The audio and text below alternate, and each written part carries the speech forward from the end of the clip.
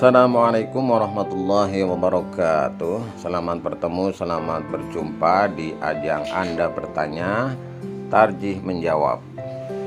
Jangan lupa like, subscribe, komen, dan share. Terima kasih. Saya bacakan mengenai tata cara pelaksanaan sholat gerhana. Tata cara pelaksanaan sholat gerhana edisi lengkap. Pertanyaan. Banyak pertanyaan disampaikan secara langsung maupun melalui pesan pendek atau SMS ke Majelis Tarjih dan Tajdid PP Muhammadiyah tentang masalah cara pelaksanaan sholat gerhana. Nah, sekarang jawabannya ya. Untuk itu Majelis Tarjih dan Tajdid PP Muhammadiyah menyampaikan fatwa mengenai hal tersebut sebagai berikut. A. Pendahuluan. Muktamar Tarjih 10 di Garut tahun 1386 atau 1976 telah menetapkan keputusan tentang kusufain atau dua gerhana, yaitu sholat gerhana matahari dan gerhana bulan. Matan keputusannya adalah berbunyi. Nah, saya bacakan. Apabila terjadi gerhana matahari atau bulan, hendaklah imam menyuruh orang menyerukan as-sholatu jami'ah. Kemudian ia pimpin orang banyak mengerjakan sholat 2 rakaat. Pada tiap rakaat berdiri 2 kali, ruku 2 kali, sujud 2 kali, serta pada tiap rakaat membaca Fatihah dan surat yang panjang dan suara nyaring. Dan pada tiap ruku dan sujud membaca tasbih berlama-lama. Ketika telah selesai sholat, ketika orang-orang masih duduk, imam berdiri menyampaikan peringatan dan mengingatkan mereka akan tanda-tanda kebesaran Allah, serta menganjurkan mereka agar memperbanyak membaca istighfar, sedekah, dan segala amalan yang baik. Istilah gerhana, ya itu tadi matan keputusannya. Istilah gerhana dalam hadis-hadis disebut kusuf atau khusuf.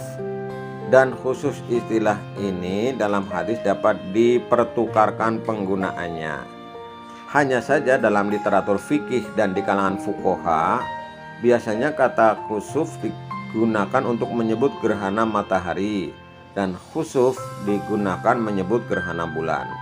Sering juga digunakan bentuk ganda, yaitu kusufain atau 2 gerhana untuk menyebut gerhana matahari dan gerhana bulan sekaligus.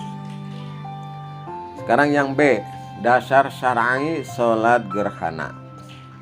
Dasar syar'i sholat gerhana matahari dan gerhana bulan ditunjukkan oleh sejumlah hadis, antara lain ya. Hadis dari Aisyah radhiyallahu anha bahwasanya pernah terjadi gerhana matahari pada masa Rasulullah SAW, maka ia lalu menyuruh orang menyerukan as-salatu jami'ah. Kemudian beliau maju lalu mengerjakan 4 kali ruku dalam 2 rakaat dan 4 kali sujud. Hadis riwayat Bukhari, Muslim, dan Ahmad. Kemudian dalam hadis yang lain disebutkan dari Abu Mas'ud radhiyallahu anhu, ia berkata, Nabi SAW telah bersabda, sesungguhnya matahari dan bulan tidak gerhana karena kematian seseorang, akan tetapi keduanya adalah 2 tanda kebesaran Allah. Maka apabila kamu melihat gerhana keduanya, maka berdirilah dan kerjakanlah sholat. Hadis riwayat Bukhari dan Muslim. Hadis pertama merupakan sunnah fi'liyah atau sunnah yang berupa perbuatan ya, yang menggambarkan perbuatan Rasulullah SAW melakukan sholat saat terjadi gerhana. Kemudian hadis kedua merupakan sunnah qauliyah yang berisi perintah Nabi SAW untuk melakukan sholat pada saat terjadinya gerhana. Nah, sekarang yang C ya, cara melaksanakan sholat kusufain ya. 1. Apabila terjadi gerhana matahari atau gerhana bulan, maka dilaksanakan sholat kusuf dan imam menyerukan as-sholatu jami'ah. Sholat kusuf dilaksanakan berjamaah serta tanpa adzan dan tanpa iqomat. Dasarnya adalah hadis Aisyah yang dikutip terdahulu di mana imam menyerukan sholat berjamaah dan dalam hadis itu tidak ada adzan dan iqomah. 2. Sholat kusufain dilakukan 2 rakaat yang dimulai dengan takbir dan diakhiri dengan salam dengan ruku, qiyam dan sujud 2 kali pada masing-masing rakaat. Dasarnya adalah hadis Aisyah yang dikutip di atas dan juga hadis An-Nasa'i sebagai berikut. Dari Aisyah diriwayatkan bahwa ia berkata pernah terjadi gerhana matahari lalu Rasulullah SAW memerintahkan seorang menyerukan as-salatu jami'ah. Maka orang-orang berkumpul lalu Rasulullah SAW sholat mengimami mereka. Beliau bertakbir, kemudian membaca tasawuf, kemudian mengucapkan salam. Sesudah itu beliau berdiri, ya. Sudah itu beliau berdiri di hadapan jamaah lalu bertahmid dan memuji Allah. Kemudian berkata, sesungguhnya matahari dan bulan tidak mengalami gerhana karena mati dan hidupnya seseorang. Akan tetapi keduanya adalah dua dari tanda-tanda kebesaran Allah. Maka apabila yang manapun atau salah satunya mengalami gerhana, maka segeralah kembali kepada Allah dengan zikir melalui sholat. Hadis riwayat Bukhari. Nah, yang berikutnya yang 3. Pada masing-masing rakaat dibaca Al-Fatihah dan surat panjang dengan jahr oleh imam. Yang keempat, setelah membaca Al-Fatihah dan surat diucapkan takbir, kemudian ruku dengan membaca tasbih yang lama, kemudian mengangkat kepala dengan membaca Sami'allahu liman hamidah, Rabbana walakal hamd, kemudian berdiri lurus, lalu membaca Al-Fatihah dan surat panjang tetapi lebih pendek dari yang pertama. Kemudian bertakbir, lalu ruku sambil membaca tasbih yang lama tetapi lebih singkat dari yang pertama. Kemudian bangkit dan ruku dengan membaca Sami'allahu liman hamidah, Rabbana walakal hamd. Kemudian sujud dan setelah itu mengerjakan rakaat kedua seperti rakaat pertama.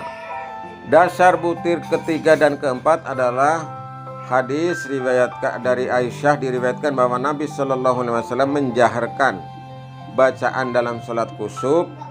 Beliau sholat 2 rakaat dengan 4 ruku dan sujud. Hadis riwayat Bukhari, Muslim, lafadz dari lafadz Muslim. Juga dari Aisyah diriwayatkan bahwa Nabi SAW menjaharkan bacaannya dalam sholat kusuf. Hadis riwayat Ibnu Hibban, Al-Baihaqi dan Abu Nuaim dalam Al-Mustakhraj, ya. Kemudian juga dalam hadis yang panjang ini, hadis dari Aisyah istri Nabi SAW diriwayatkan bahwa dia berkata, pernah terjadi gerhana matahari pada masa hidup Nabi SAW. Lalu beliau keluar ke masjid, kemudian berdiri dan bertakbir, dan orang banyak berdiri bersaf-saf di belakang beliau. Rasulullah SAW membaca surat Al-Fatihah dan surat yang panjang, kemudian bertakbir, lalu ruku yang lama, kemudian mengangkat kepala sambil mengucapkan Sami'allahu liman hamidah, Rabbana walakal hamd, lalu berdiri lurus dan membaca Al-Fatihah dan surat yang panjang tetapi lebih pendek dari yang pertama. Kemudian bertakbir, lalu ruku yang lama namun lebih pendek dari ruku yang pertama. Kemudian mengucapkan Sami'allahu liman hamidah, Rabbana walakal hamd. Kemudian beliau sujud. Abu Tahir tidak menyebutkan sujud. Sesudah itu pada rakaat terakhir atau kedua, beliau melakukan seperti yang dilakukan pada rakaat pertama, sehingga selesai mengerjakan 4 ruku dan 4 sujud. Lalu matahari terang atau lepas dari gerhana sebelum beliau selesai sholat. Kemudian sesudah itu beliau berdiri dan berkhutbah pada jamaah, kepada para jamaah, di mana beliau mengucapkan pujian kepada Allah sebagaimana layaknya. Kemudian beliau bersabda, sesungguhnya matahari dan bulan adalah 2 dari tanda-tanda kebesaran Allah dan tidak mengalami gerhana karena mati atau hidupnya seseorang. Apabila kamu melihatnya maka segeralah sholat. Hadis riwayat Bukhari. Para pemirsa yang dirahmati Allah, perlu dijelaskan bahwa dua frasa, ya, dua frasa faktaro'a qiraatan tawilatan dalam hadis Muslim yang disebut terakhir di atas diinterpretasi sebagai membaca Al-Fatihah dan suatu surat panjang, karena tidak sah sholat tanpa membaca Al-Fatihah. Karena frasa pertama dipahami sebagai membaca Al-Fatihah dan surat panjang, maka frasa kedua yang sama dengan frasa pertama tentu juga dipahami sama. Jadi pada waktu berdiri pertama pada rakaat pertama dibaca Al-Fatihah dan surat panjang, maka pada berdiri kedua dalam rakaat pertama juga membaca Al-Fatihah dan surat panjang. Nah, pemahaman semacam ini dilakukan oleh sejumlah ulama. Imam Syafi'i dalam kitab mengatakan bahwa dalam sholat kusuf imam berdiri lalu bertakbir kemudian membaca Al-Fatihah seperti halnya dalam sholat fardu.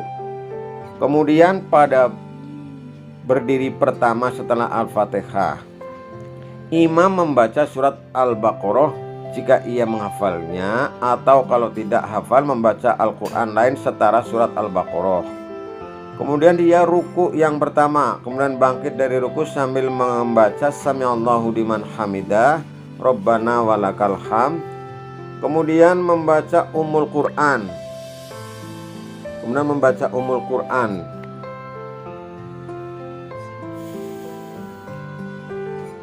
Dan surat setara 200 ayat surat Al-Baqarah. Kemudian ruku dan sujud. Kemudian berdiri untuk rakaat kedua, lalu membaca Ummul Quran dan ayat setara 150 ayat Al-Baqarah. Kemudian ruku, lalu bangkit dari ruku, lalu membaca Ummul Quran dan ayat setara 100 ayat surat Al-Baqarah. Kemudian ruku dan sujud. Kemudian Asy-Syafi'i menjelaskan lagi bahwa apabila tertinggal membaca surat dalam satu dari dua berdiri, maka sholatnya sah apabila dia membaca Al-Fatihah pada permulaan rakaat dan sesudah bangkit dari ruku pada setiap rakaat. Apabila ia tidak membaca Al-Fatihah dalam satu rakaat, sholat kusuf pada berdiri pertama atau pada berdiri kedua, maka rakaat itu dianggap tidak sah. Namun ia meneruskan rakaat berikutnya, kemudian melakukan sujud sahwi, ya. Kemudian melakukan sujud sahwi seperti hal ia apabila tidak membaca Al-Fatihah dalam salah satu rakaat pada sholat fardu di mana rakaat itu tidak sah. Nah, ini kutipan dari kitab jilid 1 halaman 280. Para pemirsa, hal yang sama dikemukakan pula oleh fuqaha yang lain, antara lain, ya, ini Al-Abdar, ya, seorang faqih Maliki atau pengikut Imam Malik, mengutip Al-Maziri yang menegaskan bahwa setelah bangkit dari ruku dibaca Al-Fatihah dan suatu surat panjang. Dan pada rakaat kedua juga demikian, artinya membaca Al-Fatihah sebelum membaca masing-masing surat. Ibnu Qudamah dalam dua kitab fikihnya juga menegaskan bahwa setelah bangkit dari ruku pertama dibaca Al-Fatihah dan surat pendek baik pada rakaat pertama maupun pada rakaat kedua. Para pemirsa yang dirahmati Allah, sekarang keterangan yang kelima. Setelah selesai sholat gerhana, imam berdiri sementara para jamaah masih duduk dan menyampaikan khutbah yang berisi wejangan serta peringatan akan tanda-tanda kebesaran Allah, serta mendorong mereka memperbanyak istighfar, sedekah, dan beramal kebaikan. Khutbahnya satu kali karena dalam hadis tidak ada pernyataan dua kali. Dari Aisyah radhiyallahu anha diriwayatkan bahwa ia berkata pernah terjadi gerhana matahari pada masa Rasulullah SAW. Lalu beliau sholat bersama orang banyak. Beliau berdiri dan melamakan berdirinya, kemudian ruku dan melamakan rukunya, kemudian berdiri lagi dan melamakan berdirinya, tetapi tidak selama berdiri yang pertama. Kemudian beliau ruku dan melamakan rukunya, tetapi tidak selama ruku yang pertama. Kemudian sujud dan melamakan sujudnya, Kemudian pada rakaat kedua beliau melakukan seperti yang dilakukan pada rakaat pertama. Kemudian beliau menyudahi sholatnya sementara matahari pun telah terang kembali. Kemudian beliau berkhutbah kepada jamaah dengan mengucapkan tahmid dan memuji Allah serta berkata, sesungguhnya matahari dan bulan adalah dua dari tanda-tanda kebesaran Allah. Keduanya tidak gerhana karena mati atau hidupnya seseorang. Apabila kamu melihat hal itu, maka berdoalah kepada Allah, bertakbir, sholat dan bersedekah. Hadis riwayat Al-Bukhari. Lafaz ini adalah lafaznya juga Muslim dan Malik. Para pemirsa yang dirahmati Allah. Lalu dalam hadis yang lain Rasulullah SAW disampaikan bahwa maka apabila kamu melihat hal tersebut terjadi yaitu gerhana, maka segeralah melakukan zikir, doa dan istighfar kepada Allah. Hadis riwayat Bukhari dan Muslim dari Abu Musa. Sekarang yang D, waktu pelaksanaan sholat kusufain. Sholat kusufain dilakukan pada saat terjadinya gerhana berdasar beberapa hadis antara lain. Ya, saya bacakan artinya saja. Dari Mughairah Ibnu Subah radhiyallahu anhu diriwayatkan bahwa ia berkata, terjadi gerhana matahari pada hari meninggalnya Ibrahim. Lalu ada orang mengatakan bahwa terjadinya gerhana itu karena meninggalnya Ibrahim. Maka Rasulullah SAW bersabda, sesungguhnya matahari dan bulan adalah dua dari tanda-tanda kebesaran Allah. Keduanya tidak gerhana karena mati atau hidupnya seseorang.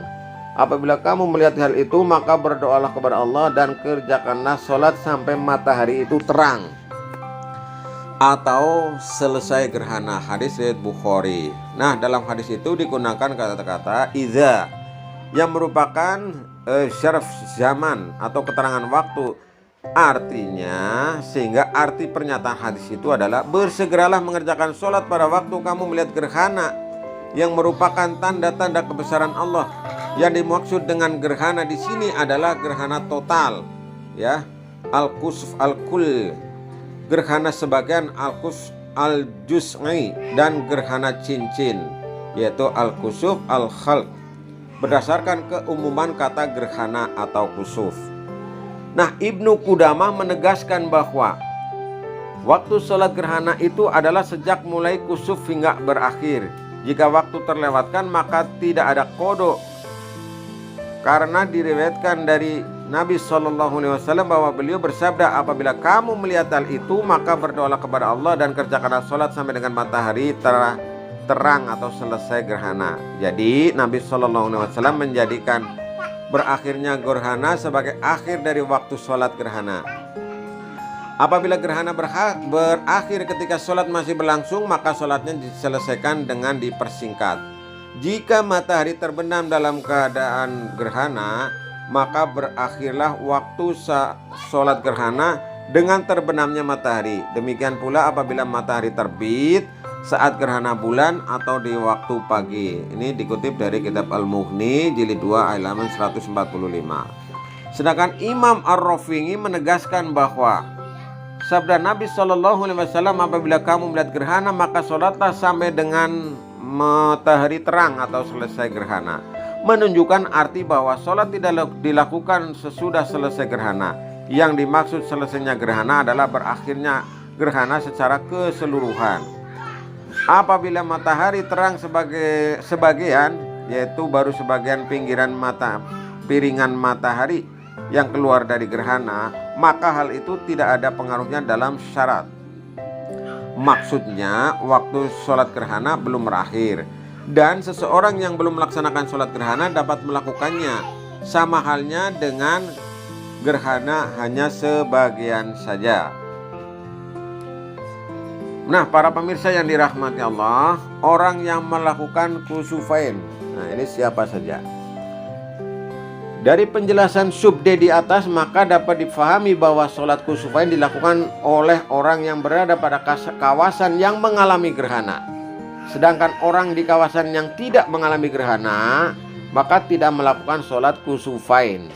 Dasarnya adalah hadis yang disebutkan terakhir, yaitu huruf D di atas yang mengandung kata ro'aitum, yaitu kamu melihat, yaitu mengalami gerhana secara langsung, serta pernyataan bahwa Rasulullah SAW melaksanakan sholat gerhana ketika mengalaminya sedang berlangsung. Hal ini sesuai pula dengan interpretasi para fuqaha bahwa apabila gerhana berakhir pula waktu sholat gerhana. Dan apabila matahari tenggelam dalam keadaan matahari juga berakhir pada waktu gerhana matahari. Tenggelamnya matahari jelas kaitan dengan lokasi atau kawasan tertentu, sehingga orang yang tidak lagi mengalami gerhana karena matahari telah tenggelam di balik ufuk tidak melakukan sholat gerhana. Begitu pula apabila sholat gerhana bulan terjadi di waktu pagi menjelang terbit matahari, maka waktu sholat gerhana pun gerhana bulan berakhir dengan terbitnya matahari. Ibnu Taimiyah menegaskan bahwa sesungguhnya sholat gerhana matahari dan gerhana bulan tidak dilaksanakan kecuali apabila kita menyaksikan gerhana. Nah, ini dikutip dalam Majmu' Al-Fatawa. Nah, sebagai kata terakhir, para pemirsa yang dirahmati Allah, perempuan juga ikut melaksanakan sholat kusufain karena keumuman perintah melaksanakan sholat gerhana dalam hadis-hadis yang dikutip di atas. Wallahu alam biswab. Sumber majalah Surah Muhammadiyah nomor 19 tahun 2008. Demikian para pemirsa mengenai hal-hal yang berkaitan dengan sholat gerhana matahari dan gerhana bulan. Semoga bermanfaat. Jangan lupa like, subscribe, komen, dan share ya. Terima kasih. Sampai ketemu lagi pada materi berikutnya. Semoga bermanfaat. Wassalamualaikum warahmatullahi wabarakatuh.